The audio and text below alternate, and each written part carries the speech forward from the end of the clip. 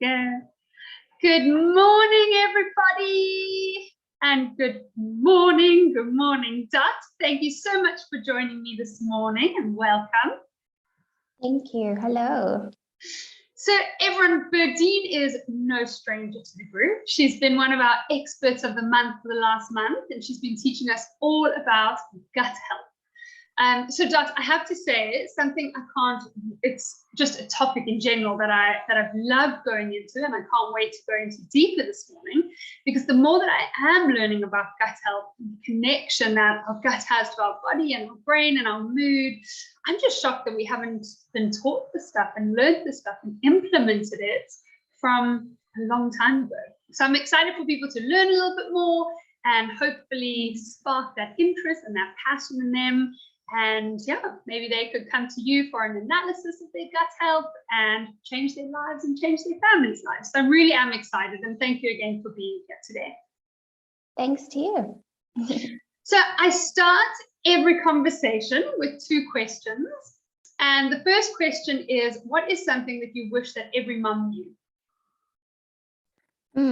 Okay. I don't know. Maybe I would say, people tend to overcomplicate good health. So maybe it's not a complicated topic. It doesn't have to be expensive. It doesn't have to break the bank. We don't need to overcomplicate good health. It is a process. It's a journey. Even if you just make small changes every day, it will really impact you positively in the long term. Oh, I love that. What great advice. And then the second question that I asked is, what's an area of your life that you felt has been really hard? Maybe you felt like you failed at something that kind of looking back, you can see that was a bit of an opportunity in disguise, and it's changed the direction or the course of your life. Okay, so when I was born, I had eczema all over my body. And my mom took me to thousands of different doctors. They couldn't figure out what was wrong with me. I got eczema on my bum, on my back, on my scalp. It really affected my health. And then when I was 9, finally, I was taken to a functional medicine practitioner, and it really changed my life. I learned that whatever I put into my body will show up in my skin in some way. And I was diagnosed with celiac disease. So pretty much from that age, I was aware of how food can impact your health in a negative and a positive way. And really just what I want to add to that is, good health, it doesn't have to be complicated, like I said, and I want people in that, from my experience, to be more open to functional medicine. I love that. And I mean, yeah, like you said, and I'm sure for your mum as well, when you're such a newborn baby, having eczema and having a crying baby and an uncomfortable baby must have been really difficult. But what an awesome gift that has turned out to be, and the path that you're on right now, and helping other people discover that, and hopefully discover it as early as you did, that we as parents can recognize that from really little it matters what we put into our children's bodies. So thanks for sharing that.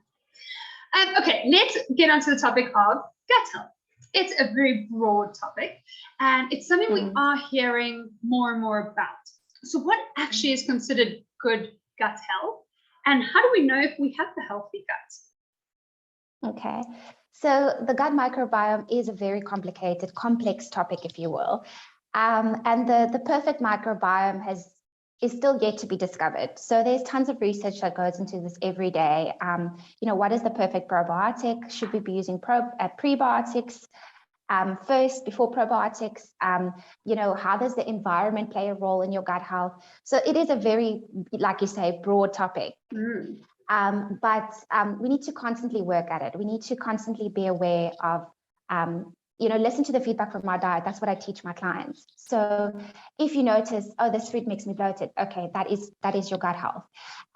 Or you're noticing that your child is getting ill quite often, they've got a poor immune system, start with the gut health. So 70% of your immune system is actually your gut health. That's incredible. And you said something there about the environment. So is our gut only based on what we're eating, or how is our environment impacting our gut health as well? So our environment does play a vital role in your gut health. And the more stressed you are, and the more we are exposed to Western diets, eating convenient foods, packaged foods, the more stress we do put on our gut microbiome. So yes, long story short, the more stressed out we are, and the more we expose ourselves to these inflammatory markers, the more we're putting ourselves at risk for anxiety, poor mental health, irritability, chronic fatigue, a poor immune system, etc. That I find that so interesting, because it's something that we aren't taught about enough. And people talk about the gut as being like a second brain. I've heard people say that that it, in the way that it affects our body and our mood and our immune system, like you're saying. Could you talk about those links a little bit more? How does our gut and what we're eating and putting into our body affect so much of our internal and external worlds? Okay, so basically we produce neurotransmitters in our gut, and these are known as dopamine, serotonin, neuropeptide Y, even oxytocin.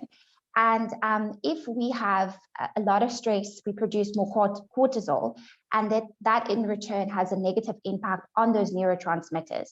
But also the food we eat can have an impact on that. So we obviously want that feel-good hormone. We want to be lifted and feel we can sleep properly at night. We don't want to suffer from anxiety and mood swings and that kind of thing. So we need to constantly work at feeding those neurotransmitters, the good stuff, if you will. So what my interventions would be is just adding in lots of colors into the diet, looking at anti-inflammatory foods. So like the Mediterranean diet really resonates well in terms of adding more plant-based foods. Omega-3s is the main source of fats. Fatty fish like omega-3 rich foods, so like salmon, trout, mackerel, pilchards. Yeah, there's lots that you can do to help to support a healthy microbiome in that regard. And how do we know if we do have an unhealthy gut? I mean, if we have all of those symptoms, so say we are feeling moody or irritable or a bit of brain fog, does that mean that you definitely have an unhealthy gut, that's the answer? Or where do you go? Or how do you recognize, or how do you start to recognize? Yeah, so it's complicated to say, that is the root cause. I mean, there's lots of obviously research that needs to go into it, and everybody's body is different. But there are tests for these things nowadays. So I study nutrigenomics and nutrigenetics, which basically looks at your DNA and what makes you different from me. So for example, we call it the genetic predispositions, if you will. So one person says, I look at a piece of cake and I gain 20 kilograms, and the other person can eat whatever we want. We don't like those people. They just get away with it. So we want to see, what is the difference? Why can you do that and why can't I do that? And in that, just relating to what you're saying, we look at, is this person at risk of producing low serotonin? So which means they are going to struggle to sleep at night, or they are going to have some mood disruptions. So we need to find out tools. We need to give that person tools to help to boost those neurotransmitters. So we call them the DNA resilience test. So we can look at your resiliency in stressful environments and how it impacts your gut health and your mood. And then we also have the DNA mind report, which looks at what foods, how certain foods and inflammatory markers affect your mood and your gut-brain axes. I mean, that sounds like something we should all know about ourselves from very early on in our lives. Is this something that children should be taking? And do our guts then change, or how often would we need to take a test like that to kind of stay on top of it? Okay, so this kind of test is fixed. It is your DNA. It's who you are since birth. So basically, when you're born, you get DNA from your mom and your dad. You're the offspring from that. So with these tests, you can do it. I've got a toddler. She's 16 months old. I can do it with her. It's either blood spot test. So we prick the finger and we send it off to a lab. Or with kiddos, we don't want to, hurt them or make them scared of these kind of things. So we just do a swab in the cheek. Okay. And yeah, so that DNA test can be used as a passport for their body for life. We know then, okay, this is not necessarily, because let's say I produce low serotonin on my DNA report, right? It doesn't mean I'll always suffer from that. It just means this is something that I'm prone to. And then we know now what tools we can add in to help so that is not your end destination. So let's say I do that test on a kiddo and we find, okay, this child is at risk for ADHD or, poor sleep or irritability, skin issues, or whatever the case might be. We can then add in those tools and it will have a long-term effect on that child's health. But yes, our gut health constantly does change based on our environment, like I mentioned earlier, our stresses and what we are exposed to. So we constantly need to work on it. But these tests are really just tools to add in as that extra to know I am at risk of having this specific ailment. Okay. And then is that something that you help families with to kind of, and that's then my next question, how do you, if we are also different, how do we create a meal plan from that? And is that something that you help with, that you can incorporate the whole family without making 5 different meals every night? Yeah, so yes, absolutely. I love that, because we don't want to have mom come and see me and then the child comes and then we're like, okay, you need to cook that, because that's just not going to work in today's life. So it doesn't, not necessarily because one person in the family has a problem, I need to see the whole family.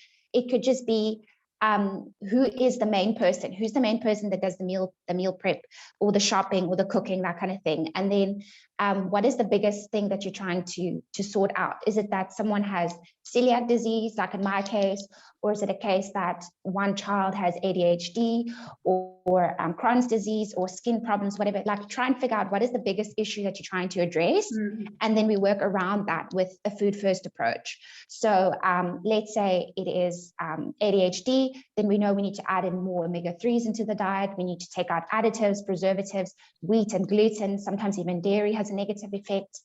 And we constantly work with the family and see, this works for them, this doesn't work for them. Because like I said earlier, what works for you might not work for me. Yeah. Awesome. And I mean, are there some general, because I know at the moment also you're doing the gut challenge, which I'm really excited about. So if you don't have any of those conditions to start with, I mean, I know that it's still really important just to look after your gut. So where do we start with things like that? How do we start? Where do we start? And if we just want to have a healthy gut, give us some tips on that. Okay.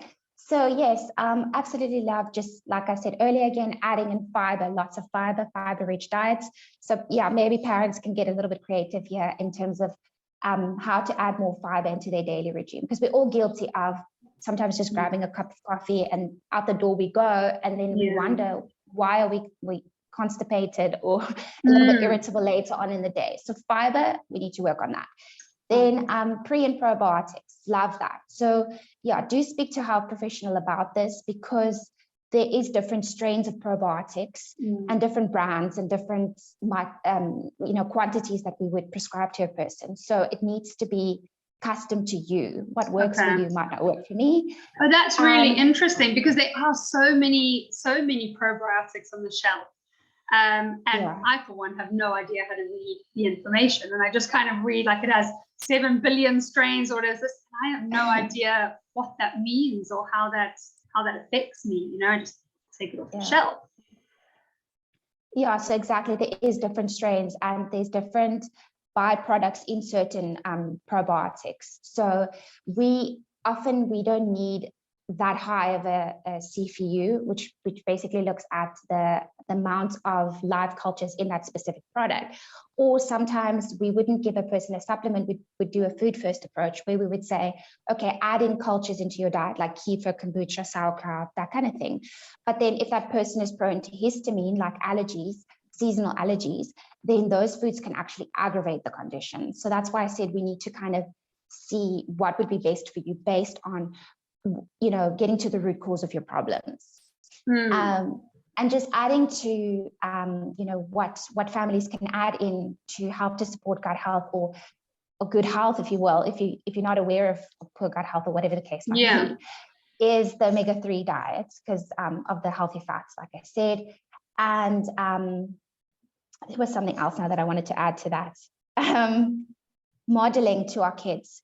Lots of times we as parents, we can say something like, oh, this food is gross or yucky, or I don't really feel like eating that today.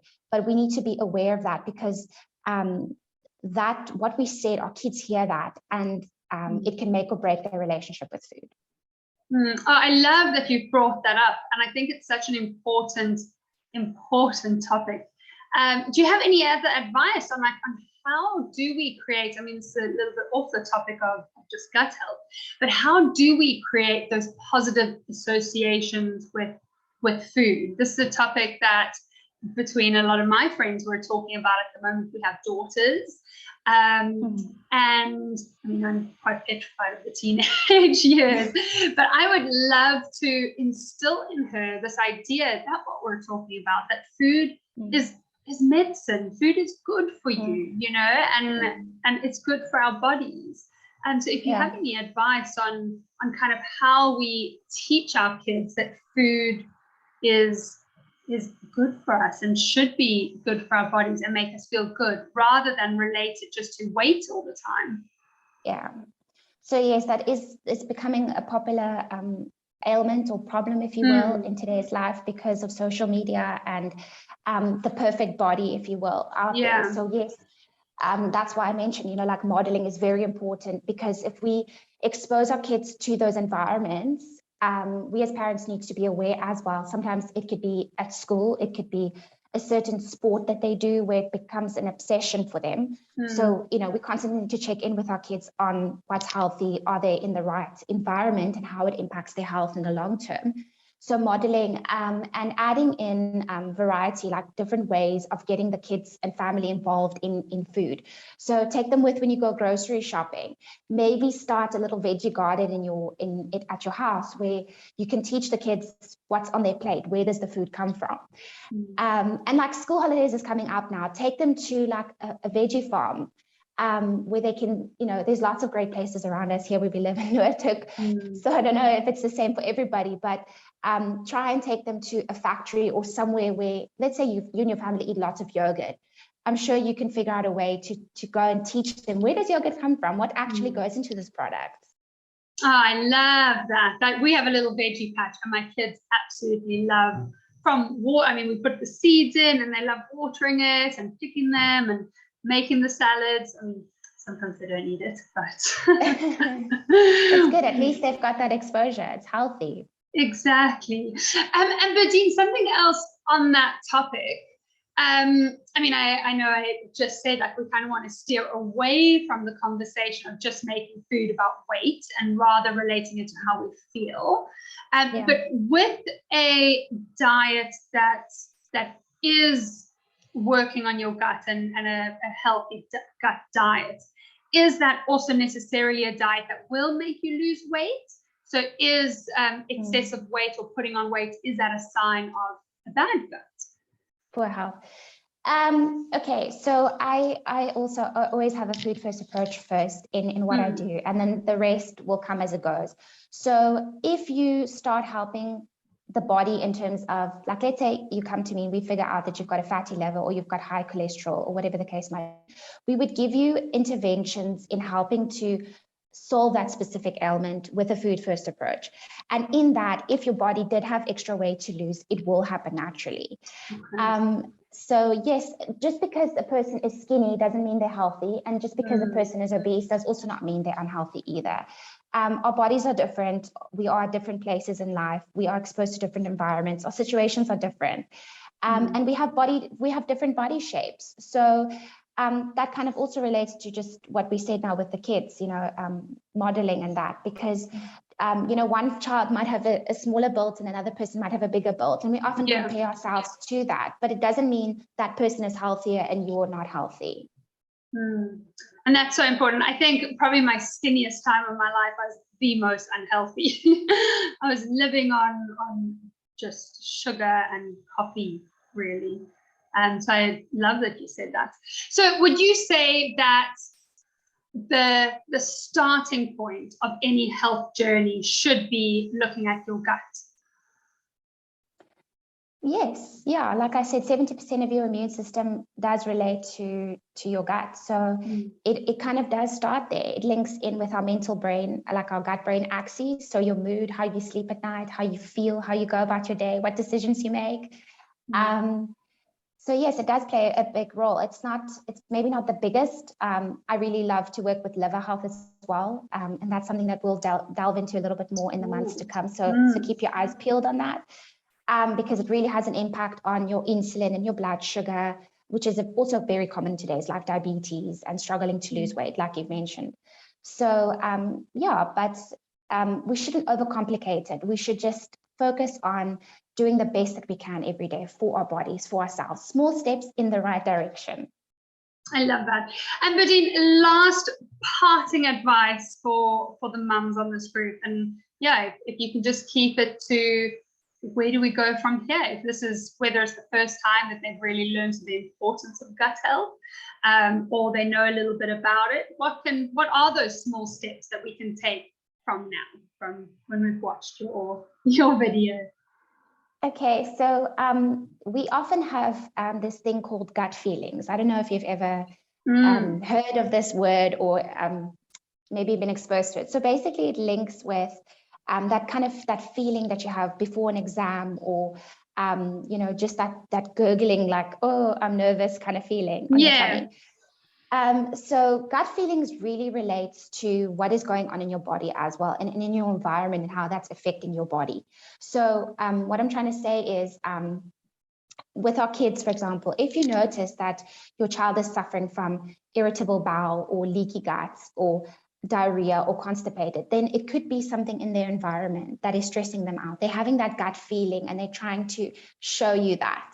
And their body is trying to show you that. Your body is trying to show you, oh, something is stressing you out. It's not really working great. So it does, like I said, it doesn't have to be complicated. We can just listen to the feedback from our diet. So if you're eating a specific food and it gives you that feeling, or if you're going to a specific place or it gives you that feeling, then you know, okay, I need to address something in this. It's not working for me. I love that advice. So listen to those gut feelings. Berdine. And also, sorry, I have one more thing to add to that. Yes. Sorry. I love it. Also, I love just talking about the 80-20 with people. Yes. So 80% of the time, I do recommend that people stick to what I'm telling them to do. So let's say you need to go on a gut challenge, or you need to, do a little bit of a cleanse. That's fine. 80% of the time, you need to stick to that. But leave yourself a 20% margin to be a human. It is 2022. Yay. We're not cavemen. Nobody's perfect. So just, for me personally, 20% would be on Friday night, I'm having a glass of wine. On Sunday, I'm having a pizza with the family. That balance is really important. I love that, because I think that is something that really restricts a lot of people, even from starting these things, that you don't want to start. You feel like you're in a bit of a prison. And then that also adds to those negative feelings about food and that negative relationship about food when you are restricting yourself like that. So thank you for that permission. Awesome. Tell us, last thing, where we can find more information about you. And please tell us about the gut challenge that's going on, how we can sign up for that. And anything else where we can find you and get hold of you, and then we'll leave it to that. Okay, so I've got a website, so it's .health.co.za. So everything's on there, blogs, information about the DNA tests, the different kinds, just what we are all about. And then you can always email me at berdine@health.co.za. And everything about the gut challenge is up on our Facebook page as well, so .health. Facebook, and on Instagram it's .healthy, and it basically starts tomorrow, so you still have time to sign up for it. Yeah. Oh wait, this is a recording. It's fine. It's fine. We'll post it. Okay. It's fine. Okay. So basically, the challenge is up, and you can join at any time. You can just go and look at the link on the Facebook page, and you can still join in any time that works for you. Perfect. Yeah, I'll put a link for everyone to sign up to that. Yeah, Berdine, thank you so much for joining us today and just spreading the message about gut health. And guys, if you have any more questions, if you're interested in exploring the topic more and just finding out more about your own gut health as well, please give Berdine a call. She's amazing to chat to. And I think that knowledge about yourself and your body, and like she was saying, we just have you have a gut feeling. If you think that something could be wrong with your health, if your weight's not going the way that you want it to, if you're moody, if you're not feeling the energy that you want, please give Berdine a call, because I really do think that she can change your life and change your family's life. Berdine, thank you for being here. And we look very forward to hearing more from you on the group and on different topics. And I hope to have you back on a video call as well. You can share about different topics about health. Thank you for your time, and we love the group. It's just so informative and fun. I just love it. Everybody should join the group. Yeah, well, thank you for being a part of it, and you've been just so valuable to everyone. Okay, guys, have a lovely day, and thank you. I'll chat to you soon. Okay, bye. Bye.